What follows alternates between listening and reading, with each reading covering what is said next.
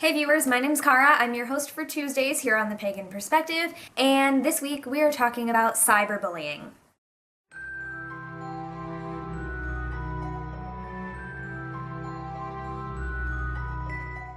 This week's topic comes from our very own Angel, who wanted to know if we had ever talked about cyberbullying as it specifically relates to online in the pagan online community. So cyberbullying includes any kind of bullying that uses technology, I think. I didn't look up the exact definition, but if it's like kids bullying each other or adults bullying each other using emails, using text messages, anything like that still counts as cyberbullying. But what we're going to be talking about this week is cyberbullying as it relates to online communities, not just pagans in specific, but online cyberbullying, how it happens. One of the specific examples that Angel mentioned was on YouTube. There are a lot of creators who in the past have quit YouTube because of the bullying and harassment that they were getting, and there are a lot of people who are afraid to start making videos and engaging online because of that kind of threat. And I will say first off that there have been numerous times that I have considered, why do I bother doing this on the days that I have gotten a lot of negativity. And for the most part, though, they only kind of come in bunches, and most of the feedback that you get as a creator is very positive. And it just takes a lot of knowing yourself and knowing what you stand for, knowing about the things that you want to talk about, for sure. So personal vlogging and talking about your own life, your own experiences is usually pretty good. And the other thing is just having a really open mind, because I've definitely said some things in the past that have really upset people, and a good amount of the time it's something that I had just never considered before, and I am ultimately grateful for another point of view being shown to me. I always prefer when it's done respectfully and not just someone like attacking me, because if I honestly didn't know, then I'm not going to respond very well to being attacked. But when people simply share their views, I'm like, oh, cool, I never knew that. And then there's the percentage of the time where people are just being rude. So cyberbullying within our communities, within YouTube, stuff like that, it absolutely happens, and unfortunately I think it's going to keep happening just because there are some people for whom, for some reason, that's the way they want to spend their time. I don't know why. It doesn't make any sense to me, but basically I've been doing this for 7 years now, so I have a little bit of advice on how I handle it, if that helps any of you. So there are a few different strategies that I have used in the past and that I use on and off. Sort of depends on my mood, depends on what the thing is too. So one of the strategies that I will employ is to not look at anything. Unfortunately, this method means that I'm also not seeing any of the positive comments that people leave on YouTube videos and things like that, because I'm avoiding seeing anything negative. I also don't see the positive. So that's really sad. So usually I couple that with simply not looking at anything for a certain amount of time. If it's something really fresh that I've just put out, brand new content, I used to, when I started this, it was over the summer, I was still in school. Kyle and I, who started this channel together, we used to spend all day chatting online together, and we would watch new videos as they came out, and anytime we uploaded a video, we would be watching for new comments immediately and reacting to it and getting that feedback immediately. And most of the feedback was good then, but now since I'm a little bit more out there in the community and a lot more people watch, there's a little bit more negative drifting in. So I don't do that anymore. I don't immediately respond to things. I don't take in that information instantly. I wait a little bit. And when I look at it later on, I'm not as freshly involved in what I've just said, and I can look at constructive criticisms a little more easily. Another big thing is knowing the difference between a constructive criticism and someone who's just being insulting and rude and awful. So a lot of what we model here on the Pagan Perspective channel is what we like to refer to as respectful disagreement, respectful dissent. I don't know, there's different things that you could call it, but basically the idea is that we don't all think the same thing. And we've had a lot of discussions amongst ourselves about some pretty heated topics, but we don't ever personally attack each other throughout it all. Before, during, and after the conversations, we love and respect each other. And that enables us to argue passionately for our views on certain controversial subjects, and yet be willing to listen to the other party's point of view, too. And not necessarily sympathize or empathize or anything like that, because some people have negative connotations of those words. For example, a lot of people who can be very sympathetic and empathetic, who have been victims of certain things, are able to sympathize and empathize with their abusers. And that's not always helpful for you in the long run, and yet we do it, because it's how we relate to people. We understand, or we want to understand, but we also need to be understood. Anyway, before I get off on that tangent, it's something that, you can recognize when someone is respectfully disagreeing with you and just sharing another point of view, as opposed to when someone is just directly attacking you. If they're kind of not bringing anything up behind it, they're just calling you names or whatever. So over time, it gets very easy to tell these things apart if you can't already. So I don't look at things for a little while, I wait to respond, I try to see things with a clear head. If I feel myself getting really worked up about something, I'll try to step away from it for a bit, because I want to respond to things from a neutral place, from a grounded place. There are several words that I could use, I think you know what I mean. Just sometimes it is really helpful to respond from a passionate place. So often what I'll do is I'll draft something from a really passionate place, but then I'll wait to send it. I've done this with some emails recently with some personal contacts. I'll write the response when I'm really impassioned and I know everything that I want to say and I'm having these reactions. And then I'll wait a little bit and then I'll go back and read it and I'll say, okay, did I go overboard anywhere? And if I didn't, cool, then I'll send it. Because I do think that it is important to have your passion and your energy involved in certain things, but there are definitely things that I don't want to respond to immediately if I'm just really angry and upset with someone for not listening, like clearly not listening to what I said or something like that. But other times, there are times that you can sit back and say, okay, what did I do here? What went on here? What was said and what was brought up. Another thing that I really like to employ when I have the chance, because I am a person who is very much a verbal processor. I talk through things to process them. Sometimes I can do that by journaling with myself, so that's more of a written processing, but it's also verbal because it's using words, but it's to myself. I will, if I can, actually talk to a friend about things. So for example, if I get a really hateful, disturbing, just angering comment, the first thing that I'll do besides step away from it is, if possible, talk to someone who's right there and be like, can you believe what this person said? Or I'll have them read it so that they're not reading it with any inflection that I would give it or whatever. Because that's another thing, is online, inflections very different unless it is coming from a video or a Snapchat or an Instagram story, or there's so many opportunities to say mean things to people now. But there's also so many opportunities to say wonderful, nice things to people.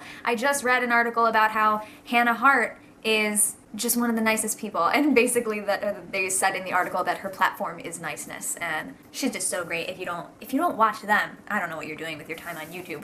Watching this, I guess, which is also good. Thank you for being here. But I'll talk with a friend, I'll message a friend, I will do something, I'll call my mom, I'll call Sheldon, whatever, whoever is applicable to the situation, I'll call someone. It just helps me to be able to talk through things, especially if it's something that I'm really not sure about. Often I will also message or text one of my fellow Pagan Perspective collab members, or if it's something that I think we should all talk about, we have a group amongst ourselves for the hosts, for the team, where we can talk about things amongst ourselves. So sometimes I put it to them and say, what do you guys think about this? Especially if I'm I'm not sure if I'm reacting because it's me personally or if it's universally offensive. So we'll talk about stuff like that. So that really helps me. The other main big thing of advice I have is to block people as needed and report harassment and threats. They don't always get heard, especially if you're talking about something like a Facebook group. Some things on Facebook in the past have, gotten universally ignored, no matter how many people report them and how obvious of a threat against someone's life it is, or how obviously hate speech it is. What the company decides to do about it is not really our decision, by which I mean, what I'm trying to say there is, don't let that stop you from blocking and reporting things like that, because you need to do it anyway. They need to be aware of it, and then when enough people do it, hopefully they take a look at it. We don't always see justice from those situations, unfortunately, but do it anyway. I used to not block people. I used to not delete really nasty, disgusting comments because I thought someone was then going to accuse me of just wiping out another point of view. But over the years, I've really noticed, like, it's not just someone else's point of view, or it could be someone having the same point of view as you. It's not the point of view that matters, it's the behavior and the way they're speaking, the way they're carrying themselves and conducting themselves. Because as I've already talked about, and as we all try to exemplify, it is entirely possible to disagree without being a bully, without being rude, without being awful to each other. So there are still a lot of times where I won't do anything but not respond for a while, but then if it really persists and, it gets to the point of like, okay, no, this person is really just entering harassment zone, goodbye. Because we do have control over our spaces. That behavior is unacceptable. I should not have to be the one to tell you that. I have even had some of my viewers message me asking for my opinion on something, like they'll say, someone said this to me, or I said this and someone replied this, what do you think? I don't know what to think about it. Like, did I do something? Are they overreacting? Da-da-da-da. And sometimes just having someone else take a look at it can be helpful too. So I've done that for some of you as well. So that's my best advice on how to deal with it as it pertains to like YouTube and that kind of community. Before I end this video, it is election day here in the United States. I want to talk about something real quick that's related to being on the internet and the way that people interact with the internet. I was listening to NPR today earlier with my coworkers, and there were some people on NPR and they were talking about the way that we receive our news these days in the digital age. And they were saying especially how millennials tend to get all of our news and all of our information about big events, things like that, from digital sources, especially using our phone, not even on a computer. And they were saying things like talking about how it's dangerous to not know where your information is coming from. There are a lot of unreliable sources online. You don't always know if it's just, somebody's blog versus, something that they consider reputable, like the New York Times, which you would get in the newspaper, which you can find on their website or whatever. And they said something like, especially on Facebook and Twitter, you never know where that's coming from, and you never know what kind of biases there might be. And they talked about the problem, which is a real thing, where with social media, where we can curate the things that we see and we choose who we follow and everything like that, sometimes it's very possible to go days and days and days without ever seeing something from a different point of view from yours.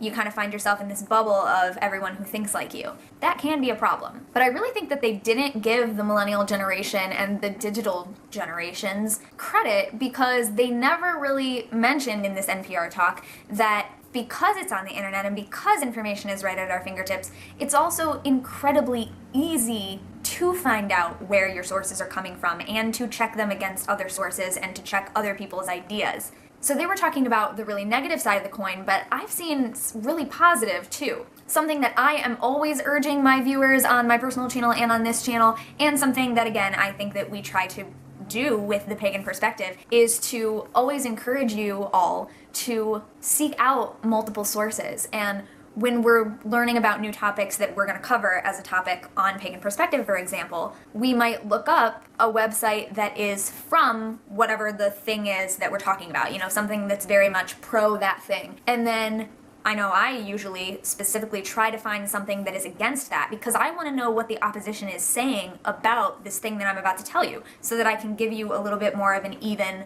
approach, even though it's still being filtered through me. And of course I have my own biases and personal bias, just like everyone does, our own filter that we see things through. I try to look at things from different sides, and then I usually try to find something kind of in the middle, something objective, something bipartisan, to use election type political terminology. So a lot of the things that I've been seeing, they were talking about how like on Twitter it's very difficult. I feel like Twitter has been so good for me this election season because the kinds of things that I follow and the kinds of things those people post are things that are strictly geared at giving people other people's points of view.